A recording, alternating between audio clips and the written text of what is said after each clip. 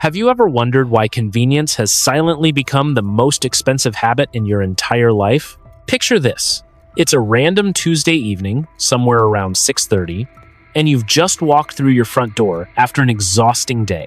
Your keys hit the counter with a heavy metallic thud. Your shoulders are tight, and your brain feels like a damp sponge squeezed dry.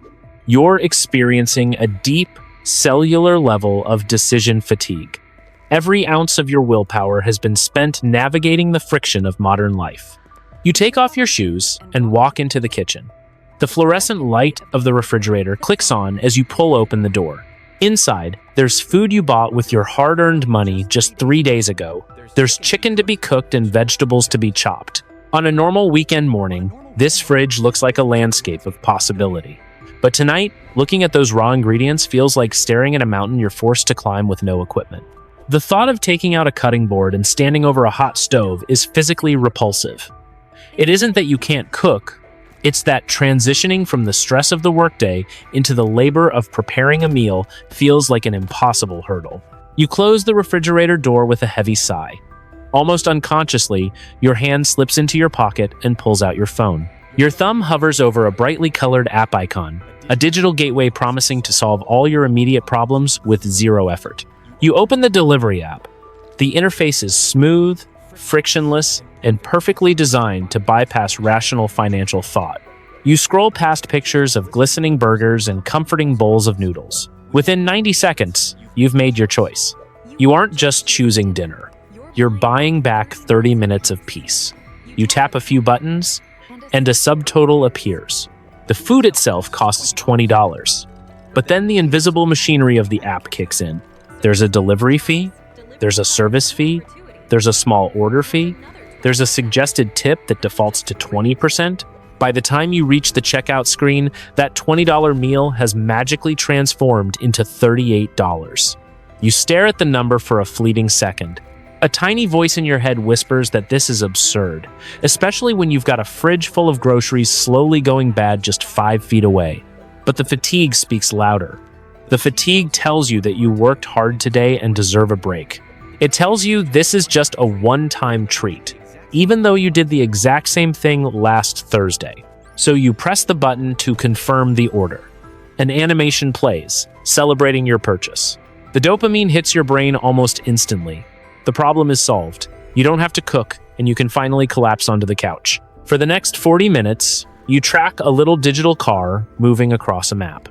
When the knock finally comes, you retrieve a lukewarm paper bag from your porch. You eat the food while scrolling through videos, barely tasting what you paid nearly $40 for. And when the meal is over, the exhaustion is still there. The only thing that changed is your bank account is lighter, and the groceries in your fridge are one day closer to the trash. This isolated moment feels harmless. It feels like a simple trade of money for time. But what you're experiencing is the beginning of a silent, devastating leak in your financial foundation. It's the exact mechanism by which millions of smart people are quietly draining their wealth. You're trapped in a system that has convinced you convenience is a basic human necessity, blinding you to the hidden financial math of the American dream that's slowly eating away at your future. We live in an era where technology companies are locked in an arms race to remove friction from your life. They want to make parting with your money effortless. You aren't failing because you lack discipline. You're failing because you're fighting a psychological war against algorithms that never sleep. If that Tuesday night scenario sounds uncomfortably familiar, you're not alone. Almost everyone has experienced that exact sinking feeling after the delivery driver drops off the bag. You bring the food inside, sit down at your kitchen counter, and almost immediately feel a wave of quiet shame wash over you. You know you should have cooked. You know the groceries in the fridge are perfectly good, yet you fell for the trap again. The guilt that follows these moments is heavy and isolating. You open your banking app a few days later and see a long, depressing list of charges from various delivery services, ride shares, and instant coffee chains. You stare at the numbers and tell yourself that you just need to try harder. You convince yourself that you're simply lazy or that you lack the basic financial discipline that everyone else seems to have mastered. But here's the profound truth that you need to accept right now. Your exhaustion is entirely valid, and your lack of energy isn't a moral failure. The modern world we navigate every single day demands an unprecedented, almost unnatural amount of cognitive energy just to survive. We're processing more information and making more complex micro-choices in a single afternoon than our ancestors did in an entire year.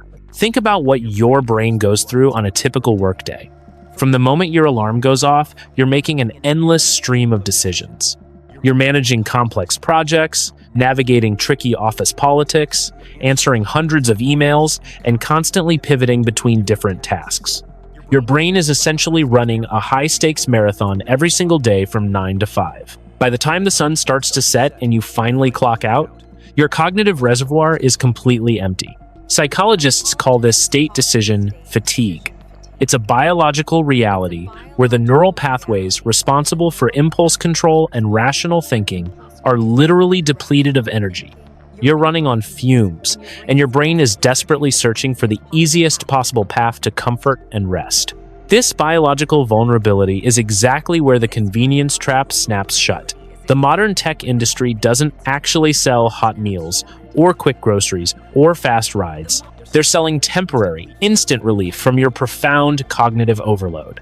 They're selling you a brief moment of peace in a world that never stops demanding your attention and your energy.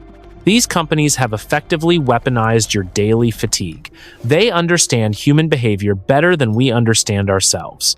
They know exactly how tired you are at 6:30 on a Tuesday evening. They know that when your brain is depleted, your willpower drops to absolute zero. And they've built their entire business model around capitalizing on that specific moment of weakness. Every convenience app on your smartphone was designed by rooms full of behavioral psychologists and user experience engineers. Their single, highly compensated job is to remove every conceivable point of friction between your exhausted brain and your bank account. They use bright colors, gamified tracking bars, and seamlessly saved credit card data to make spending money feel like a fun game rather than a financial loss. You're basically walking onto a battlefield armed with nothing but a tired mind, fighting against a multi-billion-dollar machine that never sleeps and never gets exhausted. It's a deeply unfair fight from the very beginning. Relying on sheer willpower to resist these beautifully designed systems is like trying to hold back the ocean with a chain-link fence. It's guaranteed to fail eventually. This frictionless spending creates an invisible tax that's quietly destroying the financial foundation of millions of people. We're talking about smart, capable, and hardworking individuals who can't figure out why they never seem to get ahead. They're earning good salaries, but their wealth is constantly bleeding out through 1,000 tiny cuts of pure convenience. It's a massive invisible cost of modern living that the entire consumer economy wants you to actively ignore. I spend way too much time obsessing over the hidden financial math of the American dream, and I can tell you that this is the silent killer. We're working ourselves to the bone, grinding through stressful jobs, only to hand our hard-earned money right back to the system, just to buy back fragments of our own time and sanity. To stop this endless cycle of working and draining, we have to fundamentally change our approach. We have to stop blaming ourselves for being tired. Instead, we have to acknowledge the absolute power of the system we're trapped in. If we want to keep our money, we can't rely on willpower. We have to build a personalized, automated counter system that's stronger than our fatigue. The truth is, society has normalized a profoundly expensive illusion. We've collectively agreed that time saved today is worth infinitely more than financial security tomorrow. If you look at the macroeconomic data, the numbers are absolutely staggering. According to recent consumer spending reports, the average household spends thousands of dollars every single year on food delivery, subscription boxes, ride shares, and premium streaming services that they barely even use. This isn't an accident. The entire modern consumer economy is built on a very specific foundation. It thrives on the premise that you are too busy, too tired, and too stressed to manage the basic logistics of your own life. We're living in an era where massive, publicly traded corporations generate billions in quarterly revenue, simply by acting as an incredibly expensive middleman between you and your basic daily chores. Think about the historical shift that has taken place over the last 2 decades. We used to view convenience as a luxury. Ordering a meal to your house or taking a taxi was something you did on a special occasion or in a genuine emergency. But today, convenience has been aggressively rebranded as an absolute, non-negotiable baseline of survival. It's marketed as self-care. It's sold to us as the only logical way to handle a busy week. But let's look at what this so-called self-care is actually costing us. When you look at the data from the Federal Reserve regarding household debt and savings rates, a clear and disturbing pattern emerges. A massive percentage of the population is living paycheck to paycheck, not necessarily because they don't earn enough, but because their margin for error is completely consumed by automated, frictionless convenience spending. We are essentially mortgaging our future freedom to buy back tiny increments of our present time. And the worst part is, the time we buy back isn't even high-quality time. When you order delivery so you don't have to cook, you aren't using those 30 saved minutes to learn a new language, write a novel, or bond deeply with your family. You're usually spending those 30 minutes staring at another screen, trying to numb the exact same exhaustion that made you order the food in the first place. This is the great societal flaw that no one talks about. We are trading the foundational building blocks of long-term wealth for the illusion of immediate relief. We are paying a premium to outsource the basic friction of living, and in doing so, we are guaranteeing that we will never actually have the financial freedom to stop working. It's a closed-loop system designed to keep you on the treadmill forever. Every time you choose the path of absolute least resistance, you are paying a literal tax to the system. This convenience tax is silent, it's steady, and it compounds over time, just like interest. But instead of compounding in your favor, it compounds against you. It slowly drains the capital that you could be using to build a safety net, invest in assets, or simply buy yourself the ultimate luxury, which is the freedom to say no. The reality is that true financial stability requires a certain tolerance for friction. It requires a willingness to engage with the mundane tasks of life rather than constantly paying to avoid them. The people who quietly build real wealth aren't necessarily earning astronomically high salaries. What they have done is opted out of the modern convenience tax. They have recognized the illusion for what it is. So, how do we break free from this? How do we stop leaking wealth through 1,000 tiny cuts of convenience? We can't simply decide to be less tired. We can't magically create more hours in the day or make our jobs less demanding. What we must do is understand the specific psychological traps that these companies use against us, and then we must build rigid, automated systems that protect our money from our own exhausted minds. Here's what most people don't realize. The struggle to keep your money has very little to do with your intelligence or your math skills. It is entirely a battle of behavioral psychology. We are operating with ancient brains in a highly engineered modern world. Our ancestors evolved to conserve energy, but our environment demands we constantly expend mental effort. When those forces collide, your bank account becomes the collateral damage. I remember my time working as a marketing manager, where I saw firsthand how these consumer journeys are structured behind closed doors.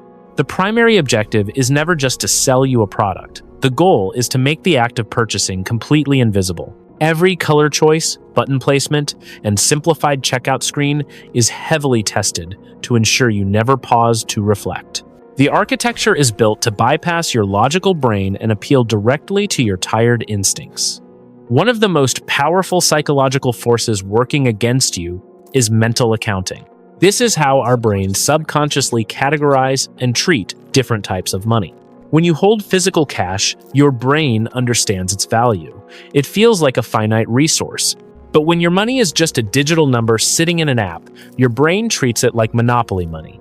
You completely sever the emotional connection to your hard-earned wealth. This ties directly into a critical behavioral concept known as the pain of paying. Human beings are biologically wired to feel a negative emotional response when we give up something valuable. Decades ago, when you had to open a wallet and hand over physical bills, you actually felt that loss. That brief moment of psychological pain acted as a natural braking system. It forced you to question if the purchase was truly worth the sacrifice. The entire goal of the modern convenience industry is to administer a digital anesthetic to kill that pain of paying. When you link your credit card to an app, You destroy the braking system. You are no longer trading your cash for a meal or a ride. You are simply tapping a piece of glass to make a problem go away. The pain of the transaction is delayed until weeks later, long after the dopamine hit has faded. We also have to look closely at the reality of decision fatigue and ego depletion. Willpower is not a character trait that you either have or you do not have. Willpower is a biological battery. Every time you force yourself to focus on a difficult task or navigate office politics, you drain that battery. By the time evening rolls around, your capacity to make a disciplined financial choice is physically completely empty. This depletion leads directly to a psychological trap called moral licensing. Because you spent the entire day working hard, your brain convinces you that you have earned the right to do something slightly bad. You tell yourself that you deserve the expensive delivery meal because you survived a brutal Tuesday. The convenience app becomes a twisted reward system for simply making it through your shift. These platforms also utilize variable rewards to keep you hooked. When you place an order, you get a rush of relief. Then you watch a little icon move across a map and get notifications pinging your phone. These perfectly timed dopamine hits hijack the exact same neural pathways as a slot machine. You aren't just buying dinner. You are buying a predictable hit of digital satisfaction in an otherwise unpredictable world. The ultimate result is a devastating asymmetry in your financial life. You earn your money with massive amounts of high-friction effort dealing with stress and responsibilities. But you are allowed to spend that exact same money with absolutely zero friction. You cannot simply willpower your way out of this trap. If the root cause of the problem is a total lack of friction, the only logical solution is to deliberately rebuild that friction yourself. To fight back against a machine designed to drain your wealth, you have to stop fighting with your mind and start fighting with design. If the entire convenience industry is built on the concept of frictionless spending, your defense mechanism must be the exact opposite. You need to build what I call the friction architecture. This is the first half of a two-part system designed to protect your money when your willpower is completely exhausted. The goal is not to punish yourself or swear off modern technology forever. The goal is to intentionally sabotage the smooth, seamless design of these apps so that spending money actually feels like spending money again. The fundamental rule of the friction architecture is that you must never rely on yourself to make a good decision at 6:30 on a Tuesday evening. You have to assume that your future self will be tired, hungry, and highly susceptible to bad financial choices. Therefore, you have to build physical and digital barriers right now, while you are rested and thinking clearly. You are essentially setting booby traps for your exhausted future self. You want to make the act of ordering food or buying a useless gadget so deeply annoying that cooking suddenly feels like the easier option. The very first step in building this architecture is targeting the single most dangerous feature on your smartphone. I am talking about the stored payment method. The ability to buy something with a double click of a side button or a scan of your face is a financial catastrophe disguised as a feature. It completely bypasses the logical centers of your brain. So your first objective is to go into every single convenience app on your phone, navigate to the payment settings, and aggressively delete your saved credit cards. I want you to think about how this physically changes the transaction. Picture that same exhausted Tuesday evening. You open the app, you fill your cart with $38 worth of food, and you hit checkout. But instead of an instant dopamine hit, the app stops you. It demands a 16-digit credit card number, an expiration date, and a security code. Suddenly, you have a massive, annoying problem to solve. You are comfortable on the couch, but your wallet is inside your coat pocket hanging by the front door. In order to complete this transaction, you have to physically stand up. You have to walk across the room. You have to fish your wallet out of your pocket, pull out the card, walk back to the couch, and carefully type in a long string of numbers without making a mistake. This introduces a massive speed bump into the psychological cycle of spending. It forces your brain out of its passive, zombie-like state and demands active concentration. This simple act of typing numbers forces you to re-engage with the pain of paying. As you type those digits, your brain is actively reminded that you are transferring actual resources away from your future and giving them to a corporation. You are no longer just pressing a magic button to make food appear. You are engaging in a real financial transaction. And in that tiny window of time, in the 2 minutes it takes to find your wallet and type the numbers, something magical happens. The spell breaks. Often, halfway through typing the card number, you will look at the total again. You will look at the delivery fees and the service fees with a fresh, slightly annoyed perspective.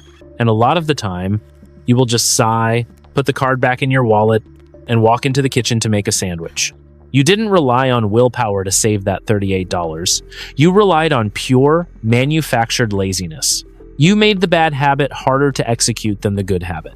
The next layer of the friction architecture is deleting your saved home address. This sounds completely ridiculous, but it works flawlessly.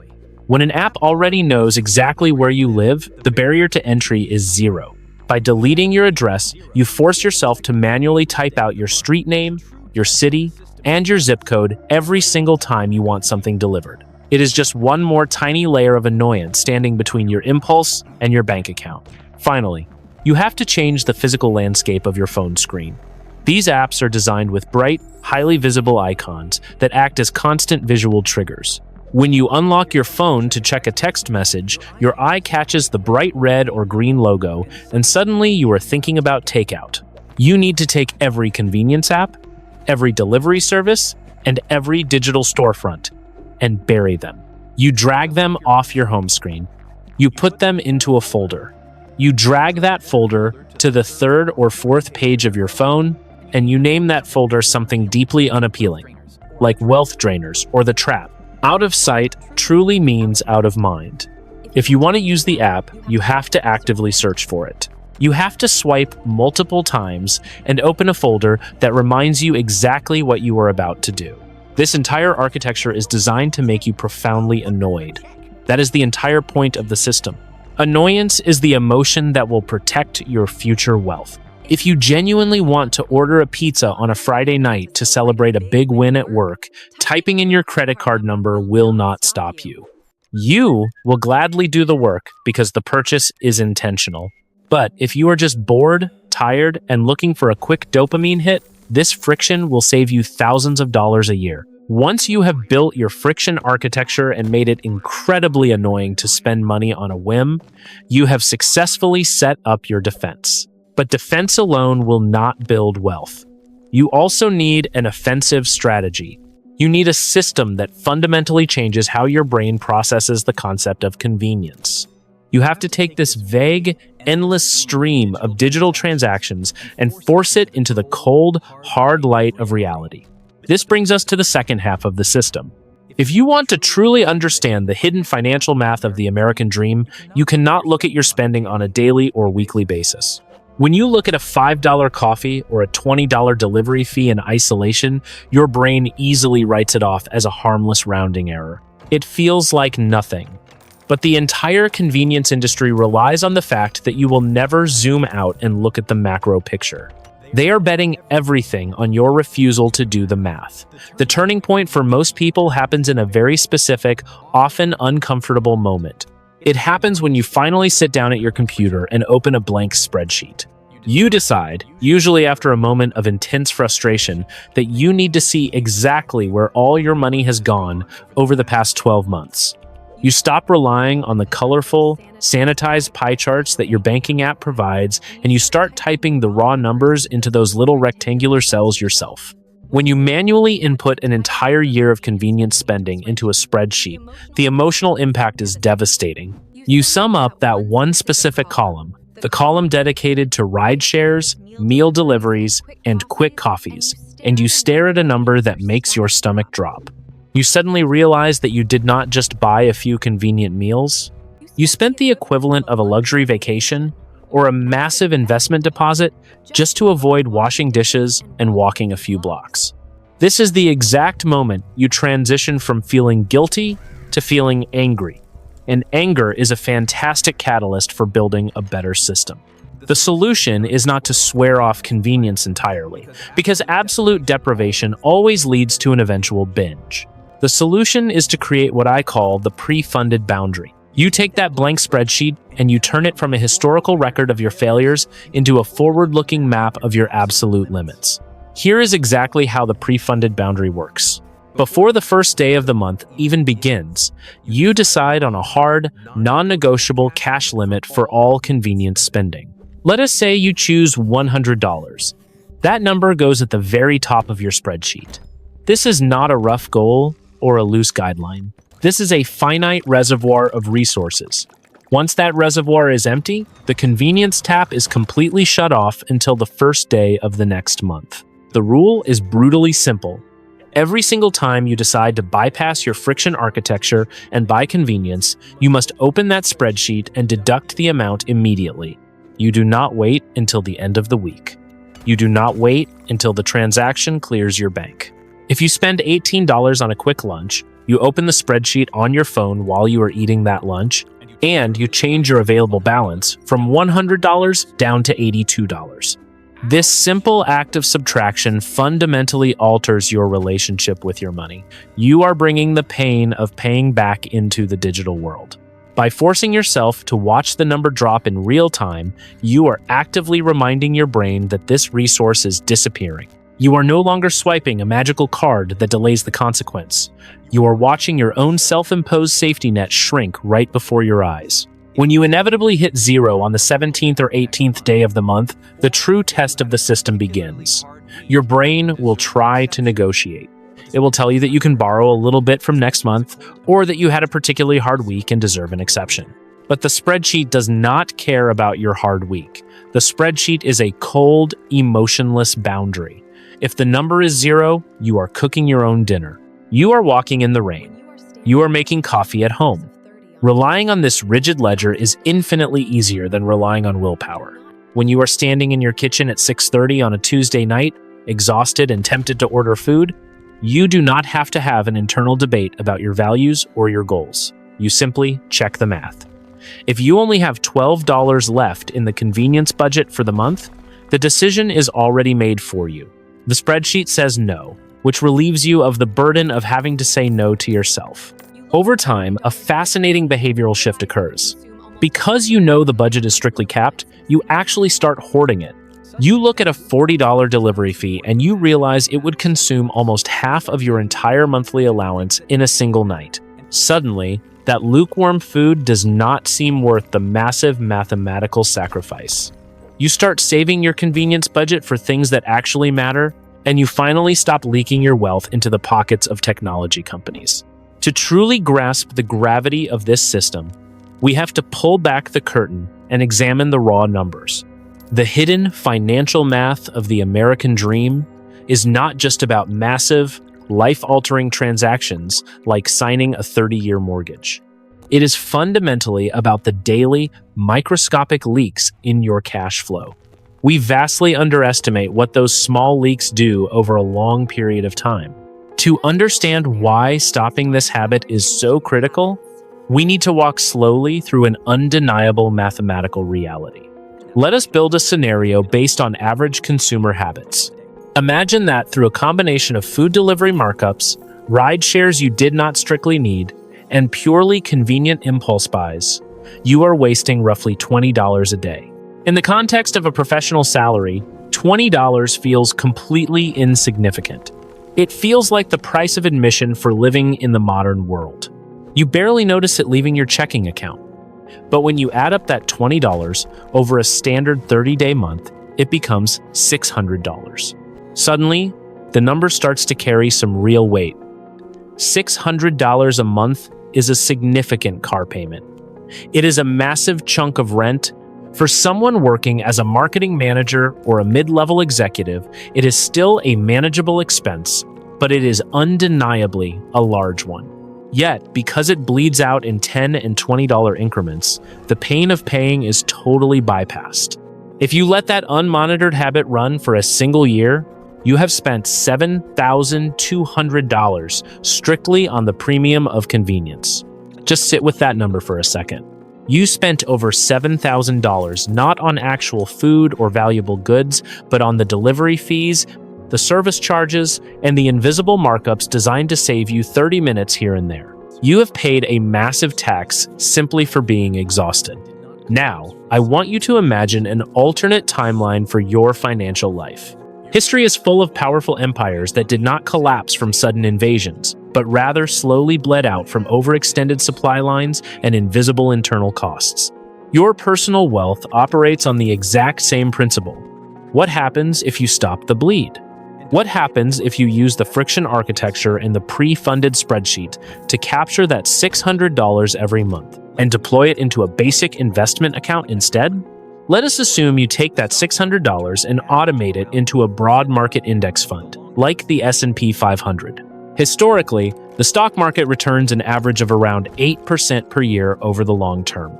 If you make this single behavioral change, you are no longer making technology companies rich. You are turning your own money into an aggressive, compounding machine that works for you 24 hours a day. In the first few years, the math is exciting, but not entirely life-changing. But fast forward 10 years into this alternate timeline. After a decade of redirecting your convenience tax, you have personally contributed $72,000. But because of the magic of compound interest, your actual account balance would be hovering right around $110,000.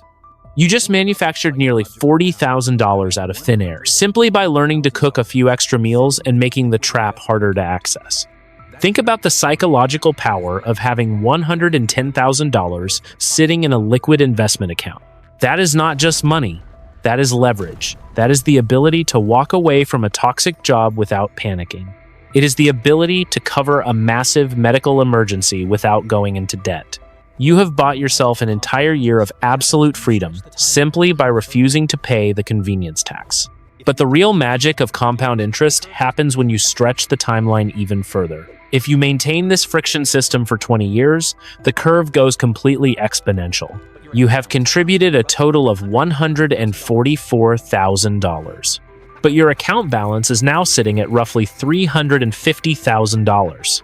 The interest alone is generating more wealth than your initial monthly contributions. If we stretch this to a 30-year timeline, representing an entire working career, the numbers become staggering. By strictly enforcing your boundaries and investing that same $600 a month at an 8% return, your account will grow to over $850,000. You are looking at nearly $1 million in liquid wealth. That massive fortune was not built by founding a tech startup or inheriting a massive estate. It was built entirely on the back of mildly annoying friction. It was built by forcing yourself to stand up, find your wallet, and manually type in your credit card numbers until you got so annoyed that you decided to just make a sandwich. You traded short-term friction for long-term empire building. So the next time you are sitting on the couch on a Tuesday night, staring at a delivery app, you need to understand the true transaction taking place. You are not just spending $38 on a plate of lukewarm food. You are actively sacrificing a fragment of your future million-dollar empire. You are trading your ultimate freedom for 30 minutes of temporary relief. Once you see the math clearly, the choice is no longer about willpower. It is about self-respect. Now, you might be thinking, okay, but my time is incredibly valuable, and paying for convenience gives me back hours of my life that I desperately need. You might argue that your hourly rate at your job is higher than the delivery fee, making it a smart financial trade. This is the single most common defense mechanism our brains use to justify the convenience tax. And on a purely theoretical level, the math seems to make sense. We have been taught that time is money, and therefore buying back our time is the ultimate sign of success. But we need to be brutally honest with ourselves about how we are actually spending those reclaimed minutes. Look, here is the truth. If you are ordering a $38 meal and using the saved 30 minutes to build a side business, study for a new certification, or have a deeply meaningful conversation with your family, then yes, that is a fantastic trade. You are trading money for high leverage time. But let us be real about what happens on a random Tuesday night when you are completely exhausted. When the food arrives and you do not have to cook, you are usually not doing anything highly productive or emotionally fulfilling. You are most likely sitting on the couch, eating out of a cardboard container, and scrolling through endless short-form videos on your phone. You are watching television. You are completely checking out. You did not buy back 30 minutes of high-value time. You bought back 30 minutes of pure, unadulterated numbness. There is absolutely nothing wrong with needing to numb out and decompress after a hard day. Rest is essential to human survival, but paying a massive premium to do it is a toxic financial habit. You are paying corporate markups to sit on your own couch. You are justifying the destruction of your long-term wealth by pretending that your evening scrolling session is a high-value activity. Our exhausted brains will spin incredible narratives to protect our comfortable habits. We also have to look at the macro time exchange. When you spend $600 a month on convenience, you are buying back a few dozen hours in the present moment. But remember the compounding math we just talked about. That same $600 invested over a couple of decades buys you literally years of total financial freedom at the end of your life. You are trading years of total autonomy tomorrow for 30 minutes of scrolling on the couch tonight. It is the worst trade deal in the history of personal finance. Breaking out of this mindset is terrifying because it requires you to face your own exhaustion without a digital safety net. When you realize how much of your life is built around these expensive crutches, the instinct is to panic and try to change everything all at once. You want to swear off all delivery apps, cook every single meal from scratch, and never buy a coffee out ever again. But relying on a sudden burst of extreme willpower is guaranteed to fail by Friday. Instead of trying to overhaul your entire personality overnight, I want you to focus on a hyper-specific micro-action. We need to prove to your brain that the friction architecture works, and we need to do it without triggering an emotional meltdown. So I am giving you a very specific 24-hour challenge. I do not want you to change your whole life today. I just want you to change your phone screen for one single day. Right now, I want you to identify the one single app that drains the most money from your checking account when you are tired. You know exactly which one it is. It might be the green rideshare app, the red food delivery app, or the coffee shop app with the little star rewards. Pick the one that is your biggest, most expensive crutch. Take your thumb, press down on that icon until it shakes, and delete it completely off your phone. Do not just move it to a folder. Do not just log out. Delete the entire application from your device. For the next 24 hours, that specific avenue of convenience simply does not exist in your universe. If you absolutely must have food from that restaurant tonight, you are going to have to open your laptop browser, manually type in the web address, physically find your wallet, and type in the numbers. You have to build the wall.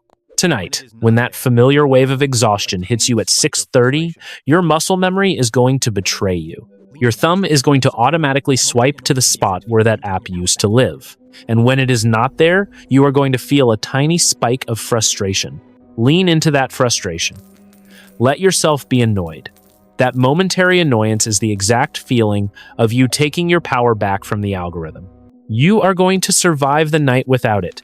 And tomorrow, you are going to realize just how much control you actually have over your own money.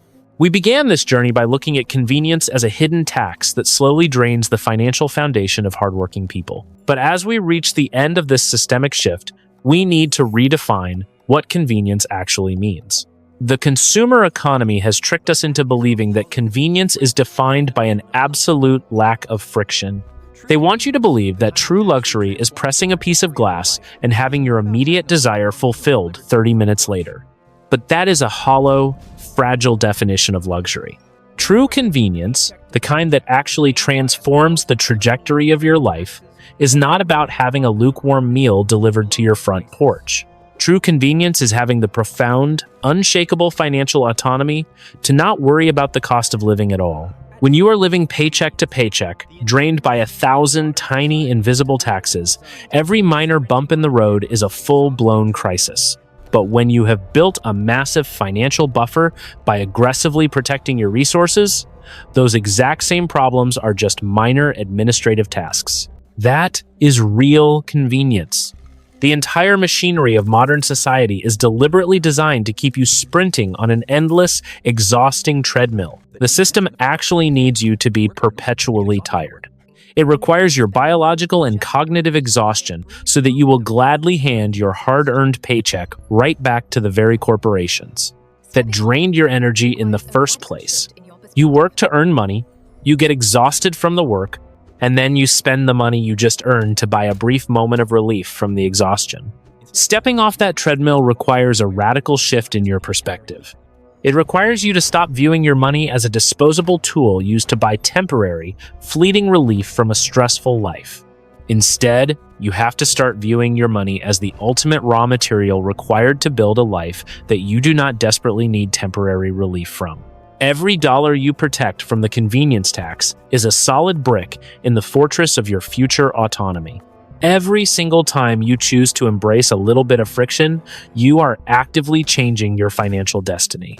Every time you stand in your kitchen and chop a vegetable despite being tired, or every time you manually type in a credit card number until you get so annoyed that you abandon an online shopping cart, you are staging a tiny rebellion against a system designed to keep you broke. In those quiet moments of manufactured annoyance, you are casting a powerful vote for your future self. You are actively deciding that your ultimate freedom 10 or 20 years down the line is worth significantly more than 30 minutes of mindless scrolling on the couch today. You are choosing the slow, steady path of personal empire building over the fast, incredibly expensive path of instant digital gratification. I want to be incredibly clear that this philosophy is not about living a life of miserable deprivation. It is not about never enjoying a beautiful meal out or never buying yourself a coffee again. The goal of the friction architecture is intention. It is about making absolutely sure that when you do decide to spend your money on convenience, it is a conscious, joyous choice that fits within your mathematical boundaries rather than a desperate reaction to total biological exhaustion. Once you build these physical and digital barriers, you finally stop fighting a losing battle against your own mind. You let the automated system do the heavy lifting for you. You accept the slight, momentary annoyance of the present day so that your future self can experience the profound, compounding luxury of total financial peace. You trade the illusion of convenience today for the reality of total freedom tomorrow. Look closely at your own daily habits and the invisible systems you have allowed to be built around you. What is the one specific convenience trap you are willing to completely eliminate starting tonight, and what would your life actually look like 10 years from now if you invested that exact amount instead? Tell me about your specific trap down in the comments, because speaking it out loud and acknowledging the math is the very first step to breaking the cycle forever.